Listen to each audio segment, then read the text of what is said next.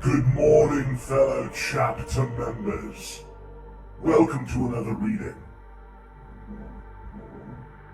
Chapter member Devin, Brother Root Boy, Brother Sammy,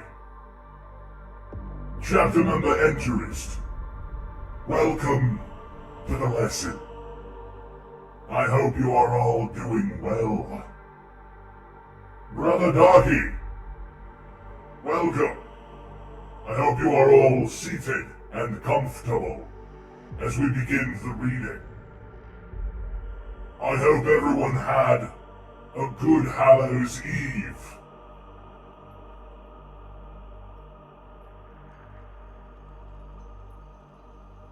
Congratulations on your day off, Devin. It simply means more time to pray to our beloved Emperor.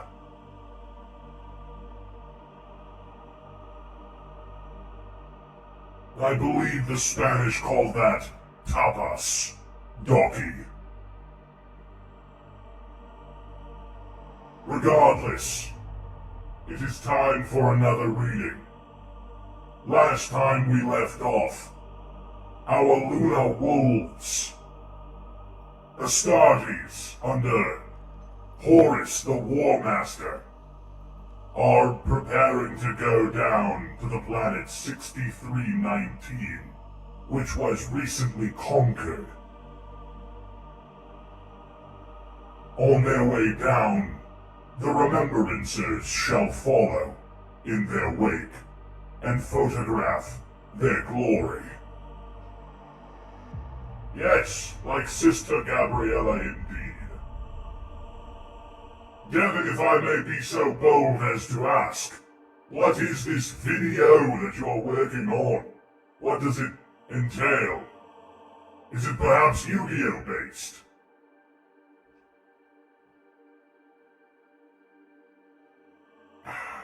Sorry, water to moisten the larynx. Without further ado, I shall begin the reading. If you have any questions, please feel free to ask them as we go along, and they will be answered as soon as possible.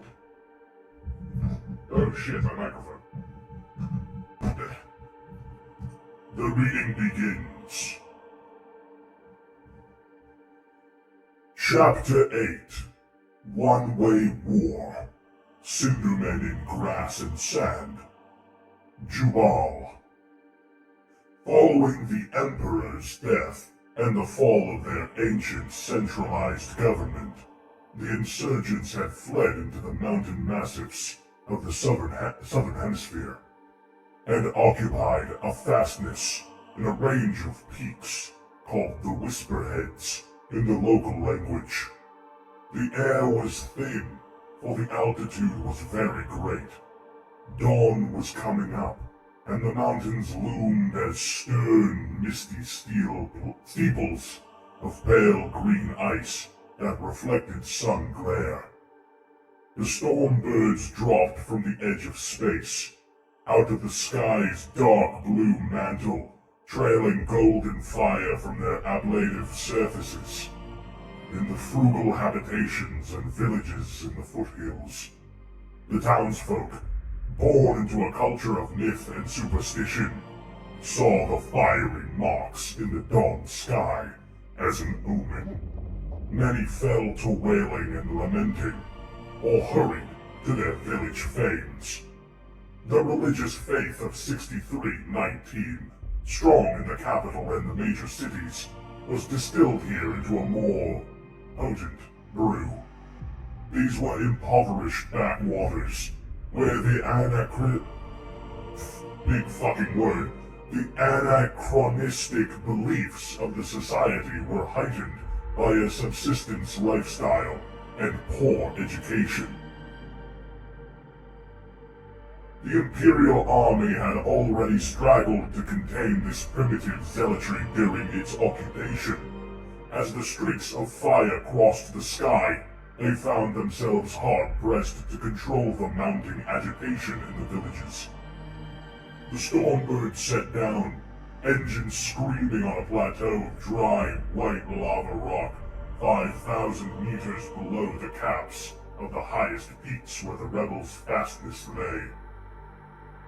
They whirled up clouds of pumice grit from their jets as they crunched in.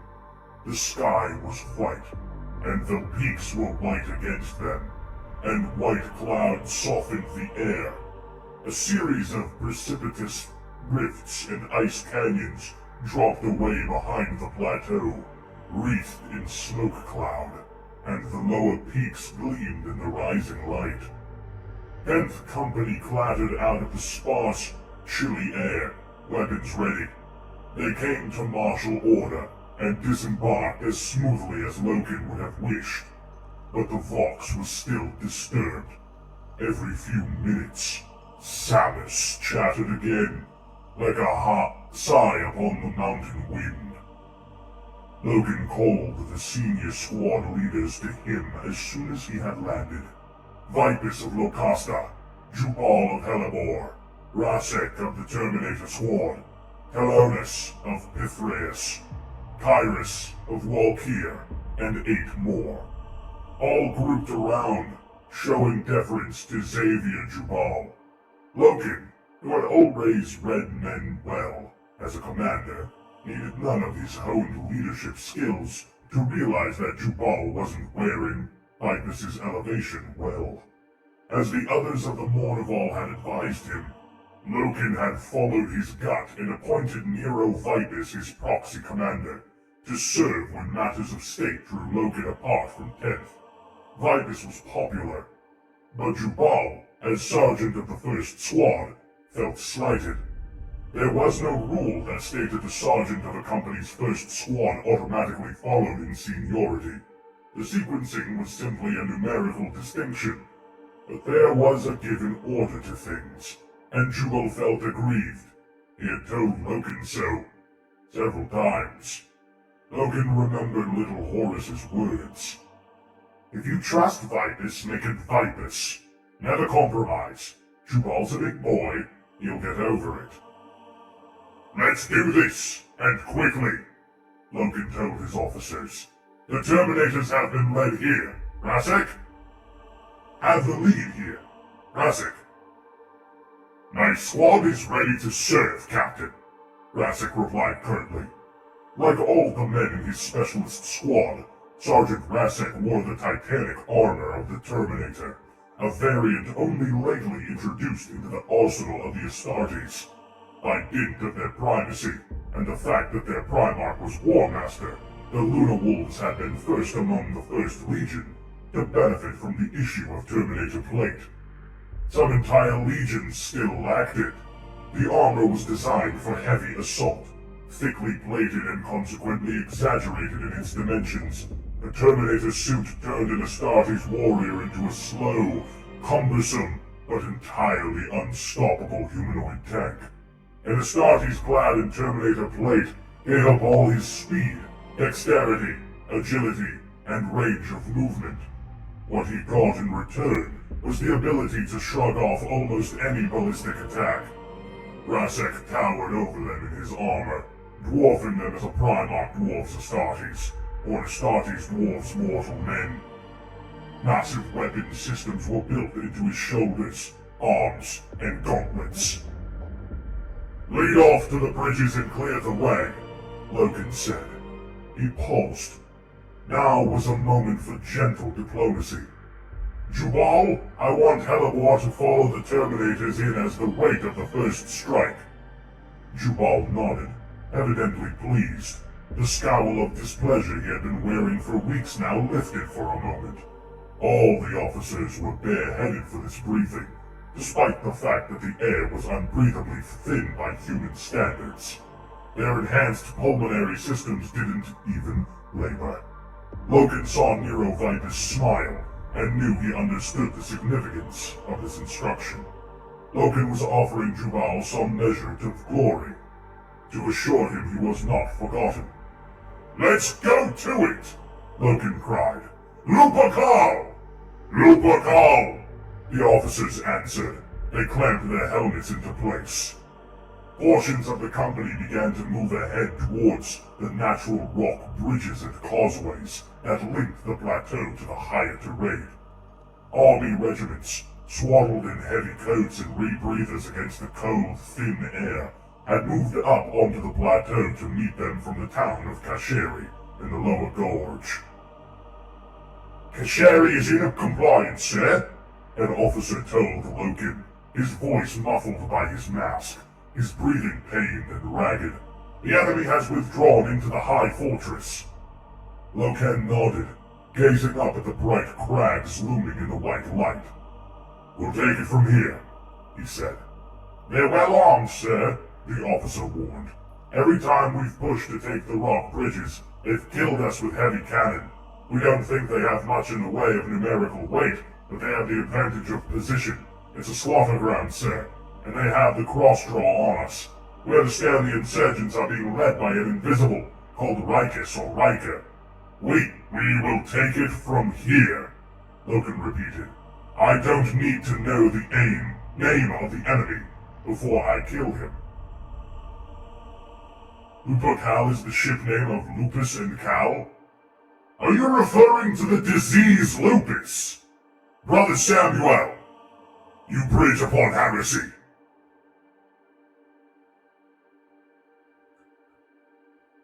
He turned. "Jubal, Vipus, form up and move ahead." "Just like that?" the army officer asked sourly. 6 weeks we've been here, slogging it out, the body toll like you wouldn't believe, and you—" "We are Astartes," Loken said. "You are relieved." The officer shook his head with a sad laugh. He muttered something under his breath. Loken turned back and took a step towards the man, causing him to start in alarm. No man liked to see the stern eye slits of a lunar wolf impassive visor turned to regard him. "What did you say?" Loken asked. Nothing, sir." "What did you say?" I said, "This place is haunted, sir." "If you believe this place is haunted, my friend," Loken said, "then you are admitting to a belief in spirits and demons." I'm not, sir. I'm really not." "I should think not," Loken said. "We're not barbarians." "All I mean," said the soldier breathlessly, his face flushed and sweaty behind his breather mask, "is that there's something about this place. These mountains. They're called the Whisperheads, and I've spoken to some of the locals in Kashiri. The name's old, sir. Really old. The locals believe that a man might hear voices out here, calling to him, but there's no one around. It's an old tale. Superstition. We know this world has temples and fanes. They are dark age in their beliefs. Bringing light to that ignorance is part of why we're here." "Right, but so what are the voices, sir?" "What?" "Since we've been here fighting our way up the valley, we've all heard them. I've heard them. Whispers in the night, and sometimes in the bold brightness of day, when there's no one about. And on the Vox, too. Samus has been talking." Loken stared at the man, the oath of the moment fixed to his shoulder blade fluttering in the mountain wind. "Who is Samus?" "And if I know?" The officer shrugged. "All I know for certain is the whole VoxNet has been loopy these past few days. Voices on the line, all saying the same thing. A threat. They're trying to scare us," Loken said. "Well, it worked then, didn't it?" "Greetings, Brother Tarmac." "Yes, our Hallows Eve was filled with merriment and drink aplenty. The fellow warriors of the Caligandrian chapter took a day of respite. It was nice."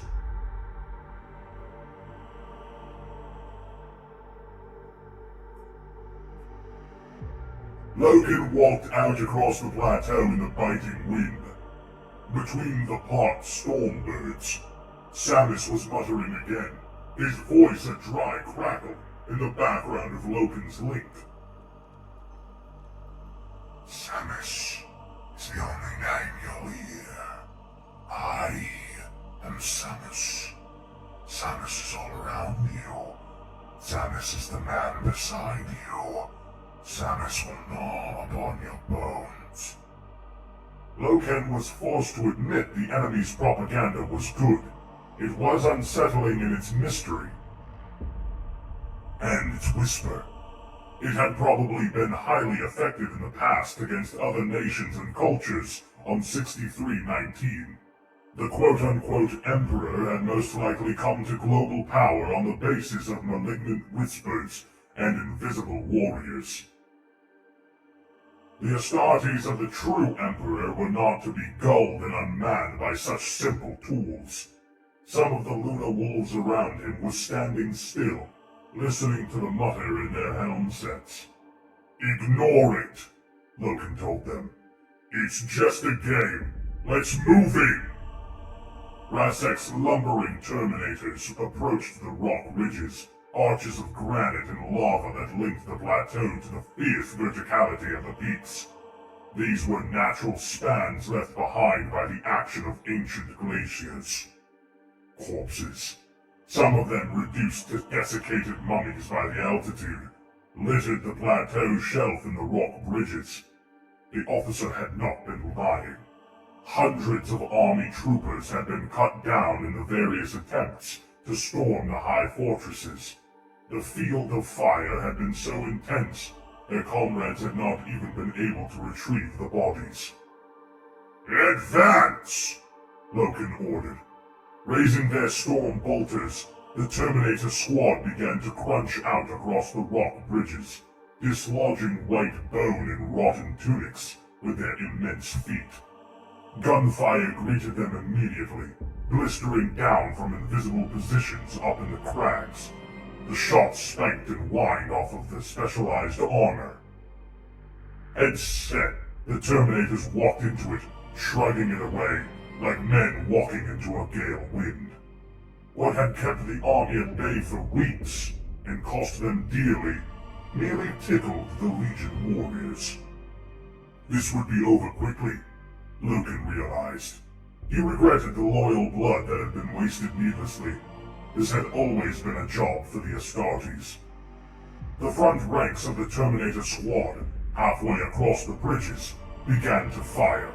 Bolters and inbuilt heavy weapon systems unloaded across the abyss, blitzing las shots and storms of explosive munitions at the upper slopes. Hidden positions and fortifications exploded, and limp, tangled bodies tumbled away into the chasm below in flurries of rock and ice. Samus, began his worrying again.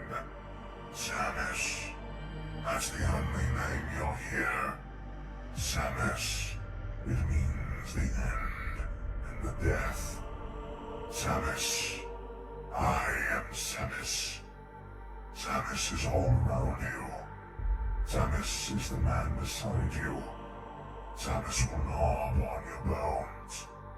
Look out. Samus is here. Advance! Loken cried.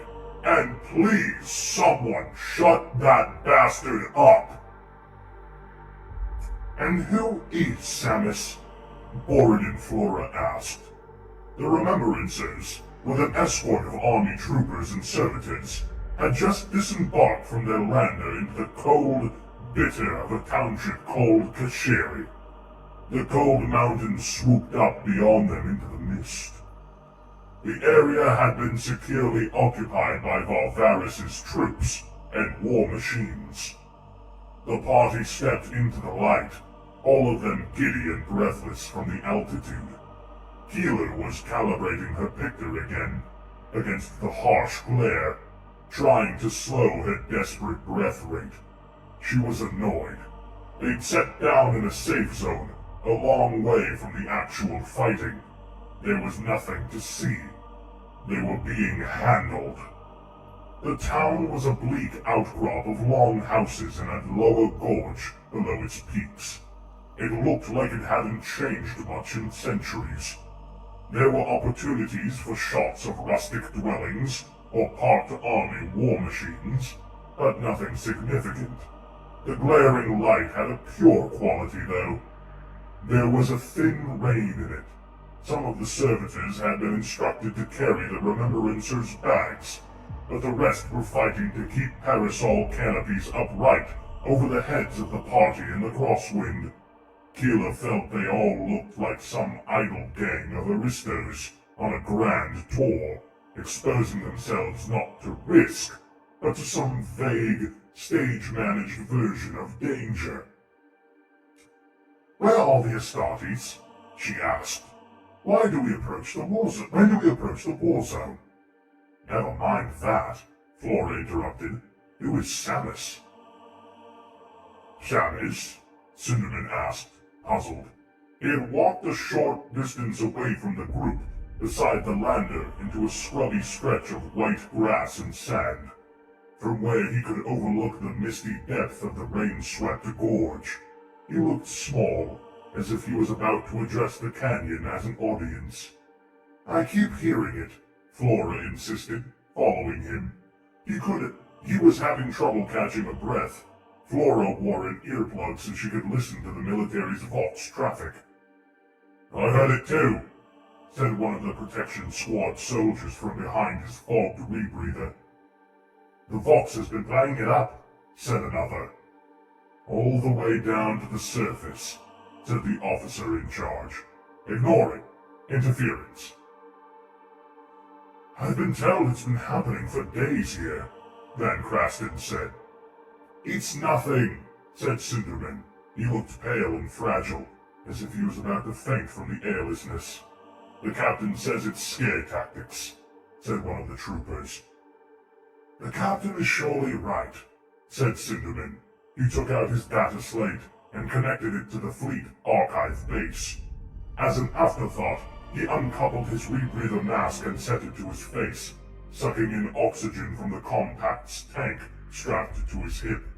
After a few moments' consultation, he said, "Oh, that's interesting." "What is?" asked Keeler. "Nothing. It's nothing. The captain is right. Spread yourselves out, please, and look around. The soldiers here will be happy to answer any questions. Feel free to inspect the war machines." The Remembrancers glanced at one another and began to disperse. Each one was followed by an obedient servitor with a parasol and a couple of grumpy soldiers. I almost read that as gumpy soldiers. "We might as well not have come," Keeler said. "The mountains are splendid," Zark said. "Bugger the mountains. Other worlds have mountains. Listen." They listened. A deep, distant booming rolled down the gorge to them, the sound of a war happening somewhere else. Keeler nodded in the direction of the noise. "That's where we ought to be. I'm going to ask the Iterator why we're stuck here." "Best of luck," said Sark. Cinderman had walked away from the group to stand under the eaves of one of the mountain town's crude longhouse dwellings. He continued to study his slate. The mountain wind nodded the tusks of dry grass sprouting from the white sand around his feet. Rain pattered down. Keeler went over to him. Two soldiers and their servitor with a parasol began to follow her. She turned to face them. "Don't bother," she said. They stopped in their tracks and allowed her to walk away, alone. By the time she reached the Iterator, she was sucking on her own oxygen supply. Cinderman was entirely occupied with his data slate. She held off with her complaint for a moment, curious. "There's something wrong, isn't there?" she asked quietly. "No, not at all," Cinderman said. "You found out what Samus is, haven't you?"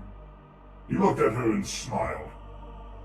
"Yes, you're very tenacious, Euphrates. Born that way. What is it, sir? Cinnamon shrugged. It's silly, he said, showing her the screen of the data slate. The background history we've already been able to absorb from the world features the name Samus and the Whisperheads. It seems that this is a sacred place to the people of 6319, a holy, haunted place, where the alleged barrier between reality and the spirit world is at its most permeable. This is intriguing. I am endlessly fascinated by the belief systems and superstitions of primitive worlds. What does your slate tell you, sir? It says... This is quite funny. I suppose it would be scary if one actually believed in such things.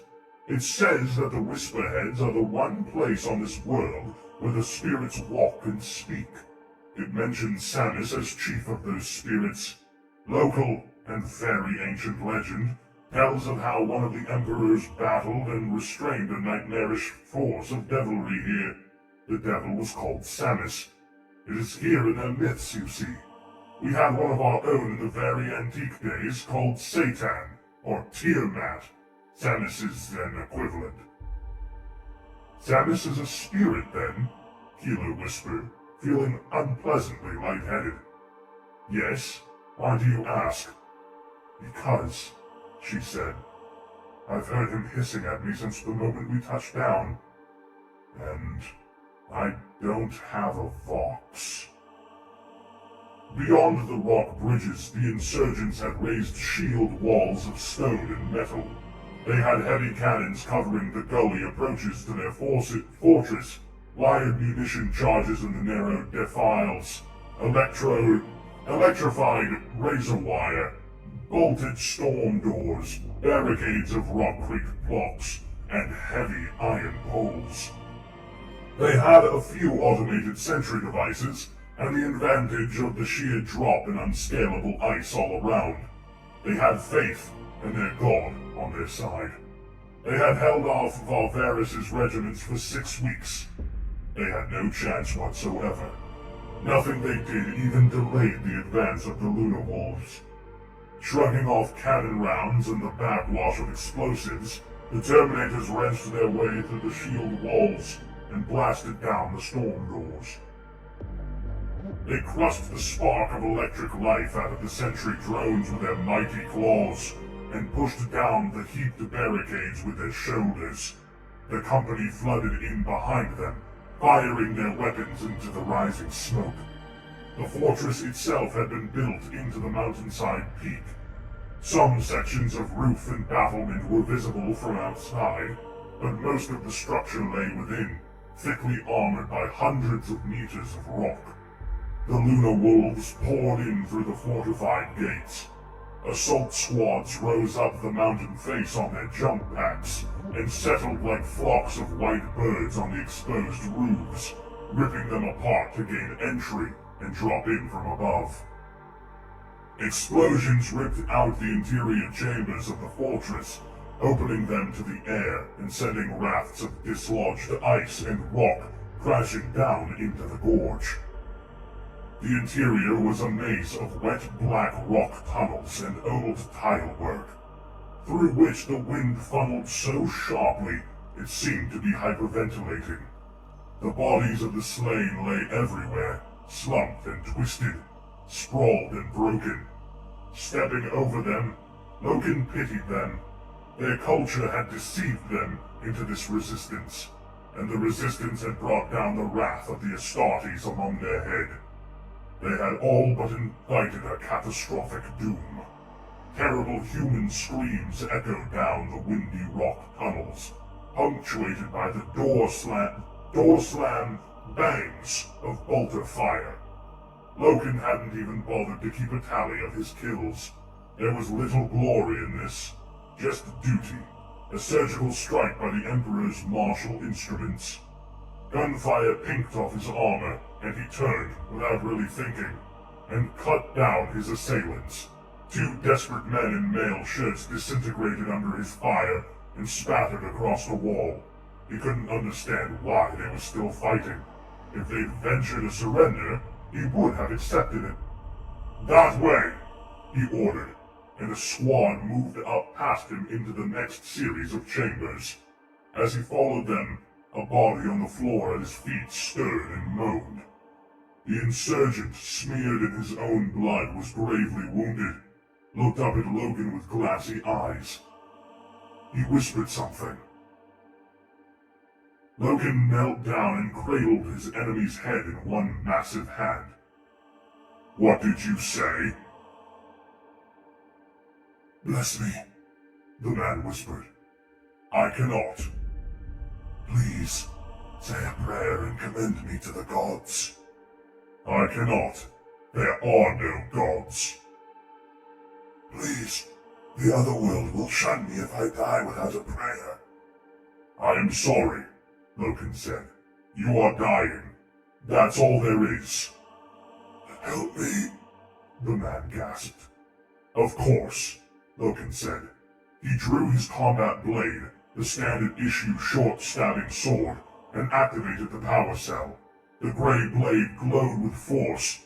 Logan cut down and sharply back up again in a mercy stroke, and gently sent the man's detached head on the ground. The next chamber was vast and irregular. Melt water trickled down from the black ceiling and formed spurs of glistening mineral like silver whiskers on the rocks it ran over. A pool had been cut in the center of the chamber floor to collect the melt water, probably as one of the fortress's primary water reserves. The squad he had sent on had come to a halt around its lip. "Report," one said. One of the wolves looked around. "What is this, Captain?" he asked. Logan stepped forward to join them and saw a great number of bottles and glass flasks had been set around the pool, many of them in the path of the trickling feed from above. At first he assumed they were there to collect the water, but there were other items too. Coins, brooches, strange doll-like figures of clay, and the head bones of small animals and lizards. The spattering water fell across them, and had evidently done so for some time, for Logan could see that many of the bottles and other items were gleaming and distorted with mineral deposits. On the overhang of rock above the pool, ancient eroded script had been chiseled. Logan couldn't read the words, and realized he didn't want to. There were symbols there that made him feel curiously uneasy. "It's a fane," he said simply. "You know what these locals are like. They believe in spirits, and these are offerings." The men glanced at one another, not really understanding. "They believe in things that aren't real?" asked one. "They've been deceived," Logan said. "That's why we are here. Destroy this," he instructed, and turned away.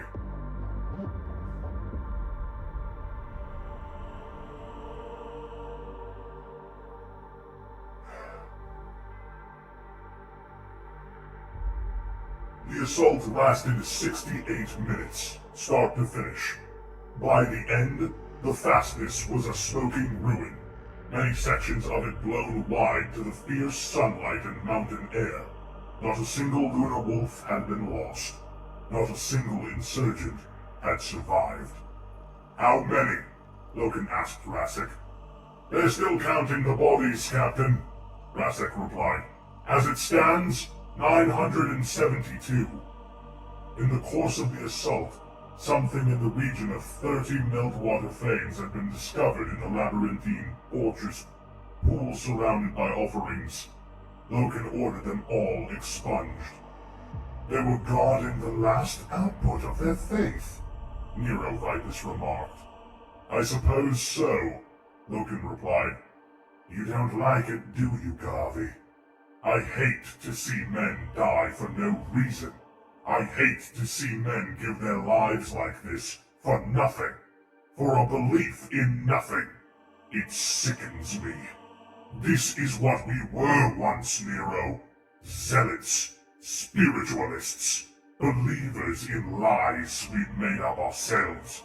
The Emperor showed us the path out of that madness. So be of good humor that we've taken it," Vipus said.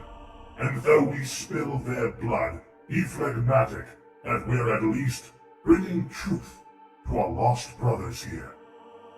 Logan nodded.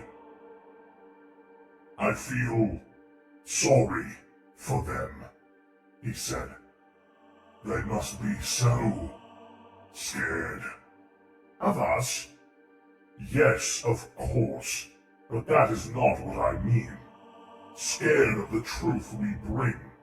We're trying to teach them that there are no greater forces at work in the galaxy than light, gravity, and human will. No wonder they cling to their gods and spirits. We're removing every last crutch of their ignorance. They felt safe until we came, safe in the custody of the spirits that they believed watched over them, safe in the ideal that there was an afterlife, an other world. They thought they would be immortal, beyond flesh. Now they have met real immortals, Vitus quipped. It's a hard lesson, but they'll be better for it in the long run. Logan shrugged. I empathize, I suppose. Their lives were comforted by mysteries, and we've taken that comfort away.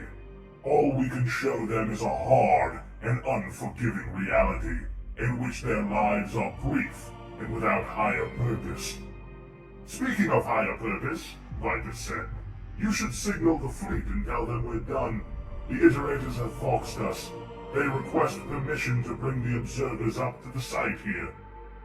Granted. I'll signal the fleet and give them the good news. Vitus turned away and then halted. At least the voice shut up, he said. Logan nodded.